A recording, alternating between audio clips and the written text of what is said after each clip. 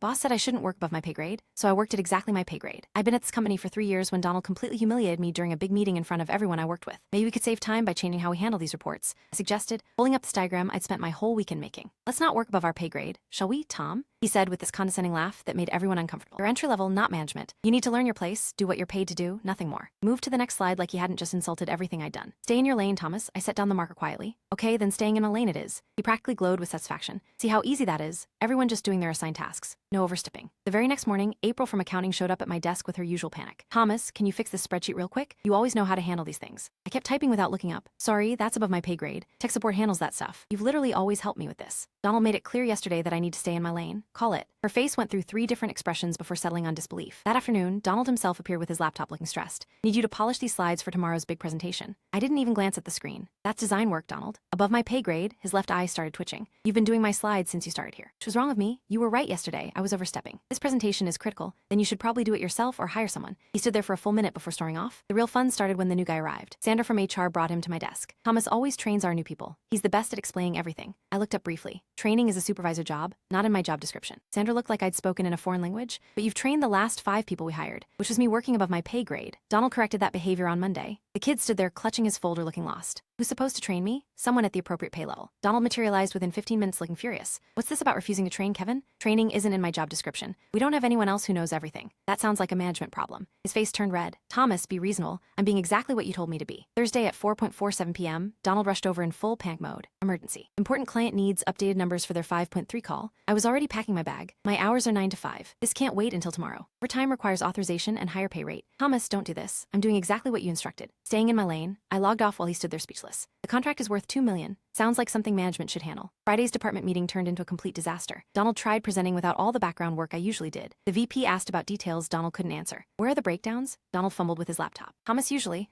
They're being compiled. Thought Thomas did those, Cor said. Thomas is focusing on his core responsibilities, Donald said through gritted teeth, which apparently don't include the 20 other things he was doing, April added. Still bitter about the spreadsheet incident. By week 2, everything was falling apart. The printer stayed broken because I stopped fixing it. Reports went out with errors because I stopped checking them. Clients complained about delays because I stopped covering for others. Monday morning, Donald called me into his office with HR present. We need to discuss your recent performance. My performance has been exactly at my pay grade level. You're being deliberately difficult. I'm being exactly what you told me to be. The HR rep shifted uncomfortably. Thomas, we value team players here. Team players who work above their pay grade without compensation? Dead silence filled the room. I'll go back to doing everything tomorrow at the appropriate salary. Donald's face went purple. That's a 40% raise. That's the difference between my pay and the work I was doing. This is extortion. This is market rate. The HR rep cleared her throat. Donald, if Thomas was performing duties above his level. Donald glared at both of us before finally agreeing.